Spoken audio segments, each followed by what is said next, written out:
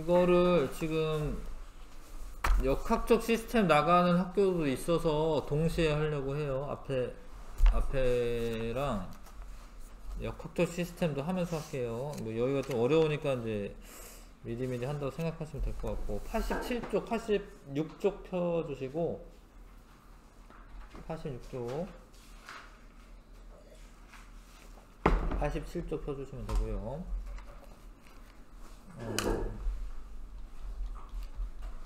자, 역학적 시스템. 자, 뭐 힘, 물리 분야죠. 아무튼 물리 분야고요. 힘은 이제 물체 모양이나 운동 상태 변화시키는 원인이 되고, 힘이 작용하면은 이제 운동 상태가 뭐 변화가 되는데, 그게 원래는 이제 가속도 법칙이라고 하는데, 가속도가 질량에는 반비례하고 힘에는 비례하거든요. 가속도는 속도, 시간당 속도 변화량이죠. 근데 속도가 변화될 때 질량이 크면은 속도가 좀 덜 변하고, 힘이 크면은 속도가 많이 변하고, 그러니까 이럴 수밖에 없고, 이거를 이제 F는 ma라고 하는 식으로 고쳐서 푸시는 거고요. 자, 물체에 힘이 작용하지 않으면, 알짜힘이 0이면 운동 상태 유지한다. 이거는 이제 관성이 되는 거죠. 관성 법칙에 있는 거죠. 중력과 낙하, 운동. 중력이 작용하는데 낙하를 하면은 속력이 점점 빨라집니다. 왜냐면 힘이 작용하니까. 힘이 작용하니까. 중력이라고 하는 거는 지구가 물체를 끌어당기는 힘인데, 중력의 크기는 이제 우리가 무게라고 합니다. 중력의 크기를 무게라고 하고요. 무게는 질량에 따라 중력과 속도를 곱하면 된다. 그러니까 9.8m이 무게죠. 9.8배를 해주셔야지 지구가 잡아당기는 힘으로 바꿀 수가 있는 거죠. 그 다음에 자유낙하라고 하는 거는 이제 중력이 작용하면서 이제 떨어지는 건데, 그러면 힘이 작용하니까 점점 빨라집니다. 그때 중력 가속도가 9.8이 돼요. 중력 가속도가. 수평으로 던진 물체는 수평 방향으로 등속도 운동을, 연직 방향으로는 자유낙하 운동을 하게 된다. 그 다음에 이제 중력이 생명이나 시스템, 지구 시스템에 주는 영향들 살펴보면 되고, 그 다음에 이제 끝에 이제 운동량과 충격량, 그리고 안전하고 무슨 관계가 있느냐, 뭐 이런 거 알아보는 겁니다. 자, 일단은 힘은 어떤 물체 사이의 상호작용이라고 표현을 해요. 힘을 물체 사이에 서로 상호작용이다. 만약에 전기를 띠고 있는 물체는 전기력이라고 하는 게 작용합니다. 같은 전하들 사이에서는 청력, 다른 전하들 사이에서는 인력. 전기력이라는 힘이 있고, 자석을 띠고 있는 물체들은 서로 밀어내거나 잡아당기는데 이걸 자기력이라고 하고요. 일상생활에서는 뭐 탄성력, 원래 상태로 돌아가려는 마찰력, 중력, 여러가지 힘이 있습니다. 여러가지 힘이 있죠. 그 힘 중에 중력은 지구상의 모든 물체를 작용하는 힘이고, 물체를 들어 올리거나 계단을 올라갈 때 중력을 경험할 수가 있죠. 중력이 없으면 모든 게 엉망입니다. 중력에 의해 일정한 질서와 지속성이 유지가 된다. 중요한 문장이네. 중력이 있어야지 일정한 질서와 지속성이 유지가 되는 거예요. 자, 힘의 효과. 힘이 작용하면 물체의 모양이 변하거나 운동 상태를 변화시키는 원인이라고 이제 표현을 하고, 힘은 뉴턴이라는 단위를 씁니다. 1뉴턴, 2뉴턴 이렇게 쓰는데, 공식은 이제 F는 ma라고 하는 공식에서 보면, 힘이지, 이게 힘. 1뉴턴은 1kg의 물체를 1m/s 제곱에 가속을 시킬 수 있는 그런 힘을 1뉴턴이라고 해요. 그러니까 1kg 짜리가 있었어. 내가 1뉴턴으로 계속 밀잖아? 그럼 걔 가속도가 1m/s 제곱이 되는 거야. 그 정도의 힘이 1뉴턴이 되는 겁니다. 근데 힘은 중요한 게 크기, 방향, 작용점 이렇게 세 가지 3요소가 있습니다. 크기는 힘의 크기고요. 방향은 힘이 작용하는 방향이고, 작용점은 어떤 물체의 그 한 지점에 작용하는 점이 되는 거고요. 그래서 그거를 화살표로 나타냅니다. 이거 화살표. 크기는 이 길이가 해당하는 것. 크기는 화살표의 길이가 크기야. 그러니까 지금 F1과 F2가 있는데 누가 큰 힘이냐면 F2가 큰 힘이에요. 길이가 기니까. 화살표 길이가 기니까. 그 다음에 얘는 둘은 합력으로 표현할 수가 있는데 이 화살표 길이만큼 더해줘야 돼. 이 길이 더해서 요 F1 더하기 F2의 힘의 크기를 나타낼 수가 있죠. 그래서 힘은 크기, 방향, 작용점이 중요하고 화살표로 나타낸다. 그 다음에 뉴턴 운동 1법칙, 관성법칙이라고 하는데, 관성법칙은 일단 관성이라는 거는 물체의 운동 상태를 유지하려는 성질을 말하는데, 언제 이제 관성 저런 성질은 항상 있고요. 근데 정지에 있는 애는 계속 정지에 있으려고 하는 성질이 있고, 운동하는 물체는 계속 운동하려는 성질이 있습니다. 그거를 이제 정지관성, 운동관성 이렇게 구분하기도 해요. 구분하기도 합니다. 근데 관성은 질량이 클수록 관성이 커요. 운동 상태 변화시키기 어렵습니다. 질량이 클수록 관성이 크다 아셔야 되고, 버스가 갑자기 출발해. 그러니까 처음에 얘네들은 정지 상태였어요. 근데 정지 상태였는데 갑자기 출발하게 되면은 이렇게 뒤로 밀리죠. 이렇게.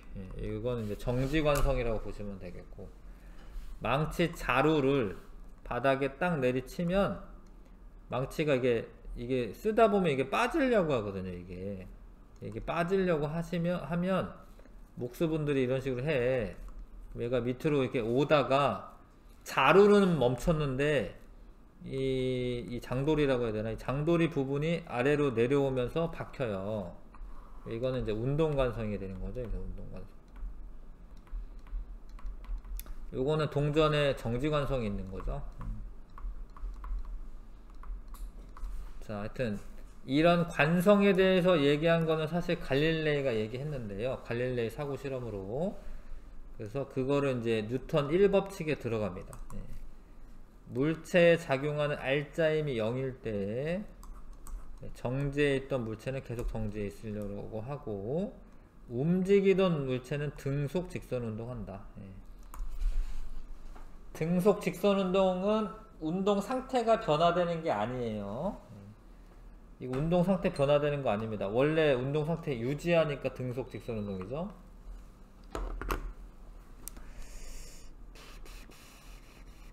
그 다음에 등속 직선 운동은 요런 그래프가 되죠. 시간 속도 그래프에서 속도가 일정하다. 그때 밑면의 넓이는 시간 곱하기 속도니까 넓이는 이동 거리가 되는 거고요. 위치 시간 그래프에서는 일정한 시간에 따라서 위치가 일정하게 증가하기 때문에, 위치라고는 표현보다 이제 거리가 낫긴 한데, 하여튼 뭐 위치라고 해도 되나요? 뭐 이렇게 되는 거는 기울기가 속도거든요. 기울기가 속도여서 기울기가 일정한 거죠. 기울기가. 그렇다라는 거는 이제 등속 운동하고 있다라는 거고. 자, 중력의 크기는 지구가 물체를 작용하는 힘의 크기로 지표면 부근에서는 9.8N입니다. 근데 이건 이제 알아두는 건데, 그냥 중력은 적도에서 극으로 갈수록 크다. 이 왜 그러냐면 이제 이 적도 반지름이 더 커서 그래요. 그러니까 이게 이렇게 돼 있어가지고 지구가 타원체여가지고 극반지름이 더 짧아요. 극반지름이 짧아서 거리가 가까운 거예요. 핵들 사이, 그 질량 중심 사이에 거리가 가까운 거야. 질량 중심의 거리가 가까워서 조금 커, 조금. 많이 큰 건 아니고.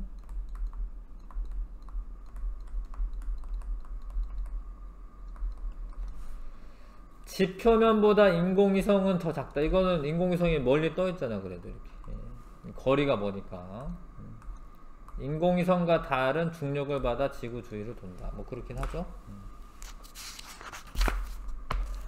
자, 뉴턴 운동 2법칙. 뉴턴 운동 2법칙은 가속도 법칙이라고 합니다. 1법칙은 관성 법칙이라고 하시면 되겠고, 2법칙은 가속도 법칙이라고 해요. 가속도 법칙. 가속도 법칙이라고 합니다. 2법칙은.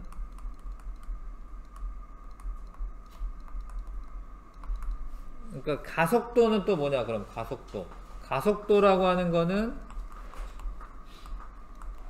속도가 변화될 때 시간 분의 속도 변화량.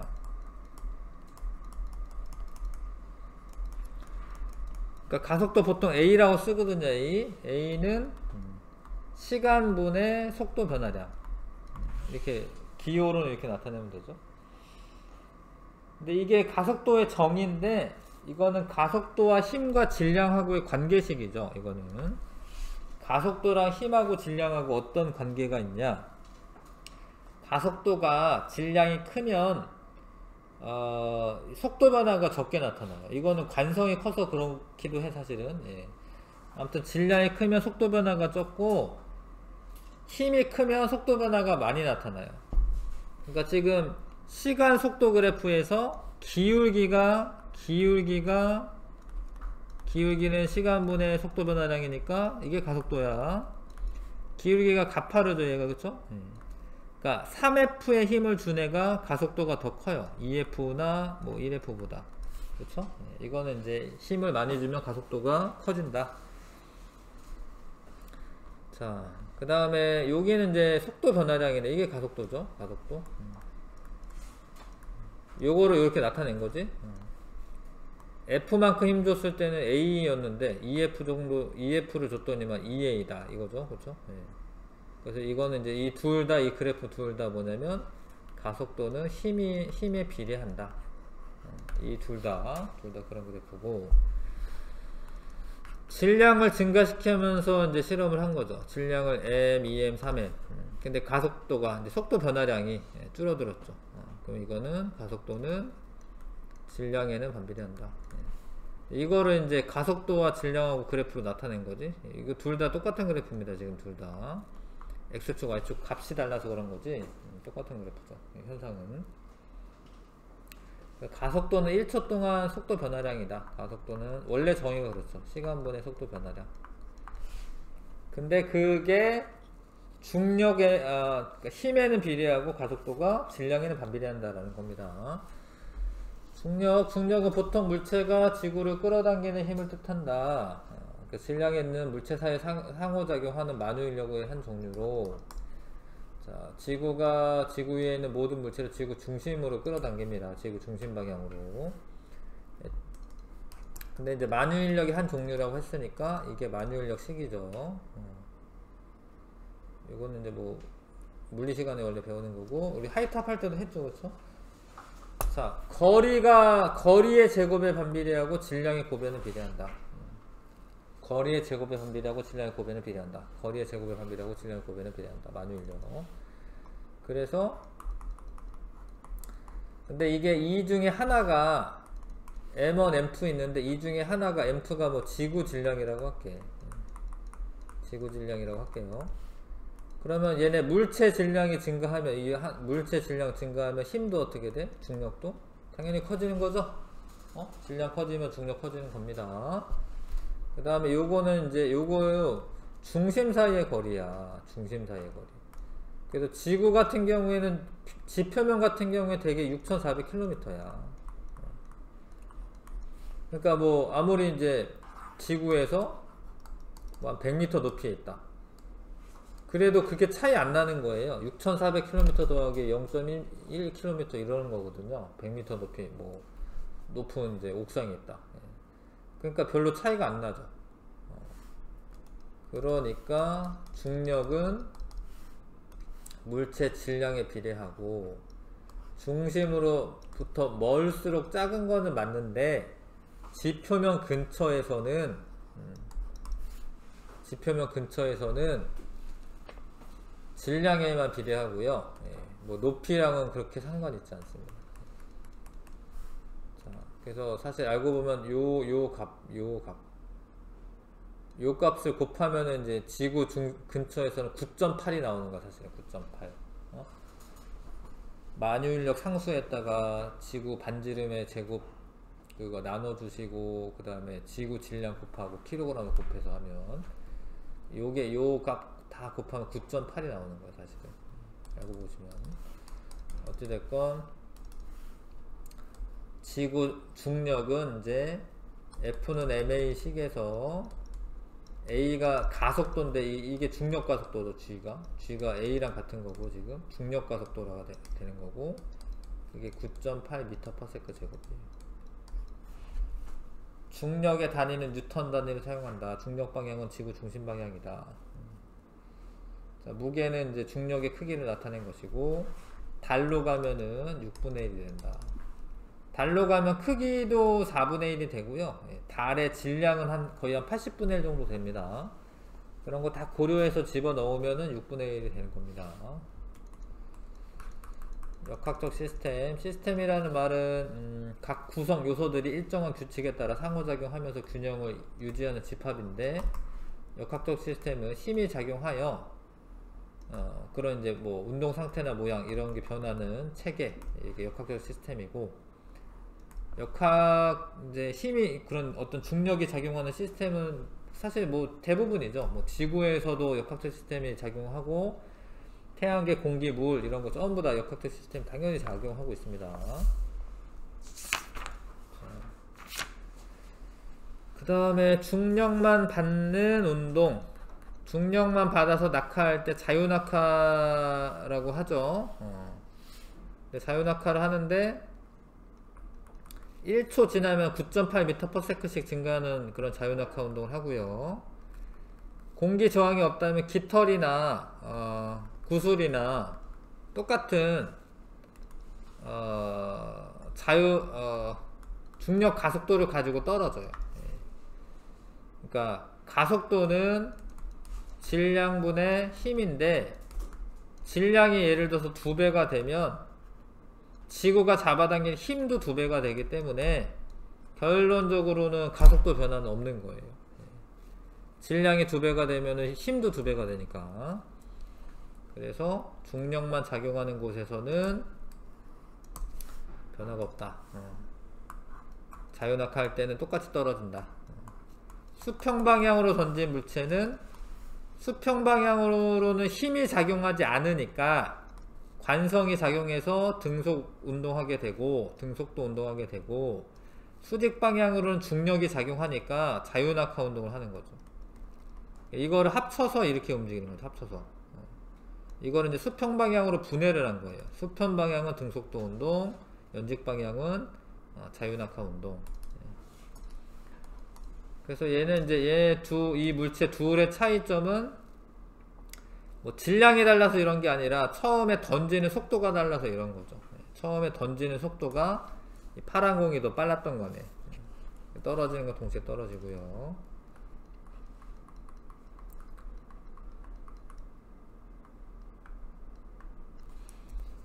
자, 좀 빨리 했는데 개념 체크까지만 해봅시다. 90쪽. 전기를 띤 물체 사이에 전기력이 작용하고, 자석 사이에는 자기력이 작용하고, 물체의 모양이나 운동상태 변화시키는 원인을 힘이라고 하고, 물체가 자신의 운동상태 계속 유지하는 성질을 관성이라고 하고, 알짜임이 0일 때 원래 운동상태 유지하고 등속 직선 운동하게 된다. 이것은 뉴턴 운동 제1법칙 또는 관성 법칙이라고 한다. 자, 지구에서 물체에 작용하는 중력 방향은 지구 중심 방향이고요.